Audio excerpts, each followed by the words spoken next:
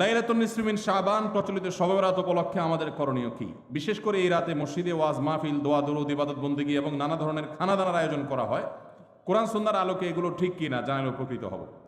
ভাইরা আমার, লাইলাতুন নিসফি মিন শাবান যেটাকে আমরা শবে বরাত বলি, এই লাইলাতুন নিসফি মিন শাবানে আল্লাহ তাআলা হিংসুক এবং মুশরিক ছাড়া বাকি মানুষদেরকে, বাকি মুসলমানদেরকে আল্লাহ তাআলা সাধারণ ক্ষমা ঘোষণা করেন মর্মে একটা হাদিস আছে। এছাড়া আরো বেশ কিছু হাদিস আছে যেগুলোর কোনো না অনেকগুলো সনদের মধ্যে কিছুটা দুর্বলতা আছে, কিন্তু মোটের পরে এ রাতের ফজিলত সুসাব্যস্ত এবং প্রমাণিত। কিন্তু এর মানে এই নয় যে এই রাতকে কেন্দ্র করে আমরা যা করি আমাদের দেশে তার সব সঠিক। আমাদের দেশে লাইলাতুল বরাতে মানুষের যে ভিড় মসজিদগুলোতে, এটা তো ভালো জিনিস যে মানুষ মসজিদে আসছে, কিন্তু অন্যদিন না এসে এই রাতে বেশি আসার কারণটা কি? লাইলাতুল কদর বেশি ফজিলতপূর্ণ নাকি এই রাত বেশি ফজিলতপূর্ণ? লাইলাতুল কদরের সাথে কোনো তুলনা চলবে?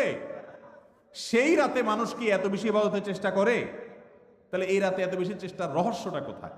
রহস্য হলো আমাদের দেশে মানুষ মনে করে যে এই রাতে ভাগ্য ঠিক হয়, অতএব সারা বছর যাই করি না করি এই একটা রাত মসজিদে গিয়া আল্লাহ বিল্লাহ করে যদি সারা বছরের ভাগ্যটা ঠিকঠাক করা যায়, এরপর আর মসজিদে যায় কেনা। এই চালাকি করলে কি ভাগ্য ঠিক হয়ে যাবে? ভাইরা আমার, লাইলাতুন নিসফি মিন শাবানকে কেন্দ্র করে বহুবিধ বিদআত, বহুবিধ বাড়াবাড়ি, বহুবিধ কুসংস্কার আমাদের সমাজে আছে। এক সময় তো প্রচুর পরিমাণ পটকা ফুটাফাটি চলতো। আলহামদুলিল্লাহ, প্রশাসনের ভাইয়েরা প্রতি বছর নিষেধাজ্ঞা আরোপ করেন এবং এটা অনেকটা কমেছে, যেটা আমাদের নিরাপত্তা হুমকির মধ্যে আমাদেরকে ফেলে। দিনের নামে আমরা কখনো সেগুলো করতে পারি না। অনেক মসজিদে আলোকসজ্জা করা হয়। আলোকসজ্জা তো আপনি এমনিই করেন সারা বছর, কিন্তু এই রাতকে কেন্দ্র করে আলাদা করে আলোকসজ্জা করা, এই রাতকে কেন্দ্র করে ওই যে হালুয়া রুটি খাওয়া খাওয়ার একটা ব্যাপার এখনো আমাদের দেশে কোথাও কোথাও আছে। অনেকে মনে করে নবীজির দাঁত মোবারক শহীদ হয়েছেন উহুদের ময়দানে, তো তিনি হালুয়া খাইছেন, সেজন্য আমরা ভালো দাঁতে হালুয়া খাই।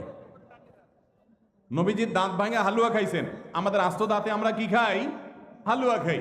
আপনার বাপের ঠ্যাং ভেঙে গেছে, উনি একটা লাঠি দিয়া খোড়ায় খোড়ায় হাঁটে, আপনার আস্ত ভালো দুইটা ঠ্যাং আছে, আপনি বাপের মহব্বতে বলছেন বাবা তোমার পাওটা ভেঙে গেছে, সেই মহব্বতে আমি আমার ভালো পাও নিয়ে লাঠি দিয়ে আমি খোড়ায় খোড়ায় হাঁটতেছি।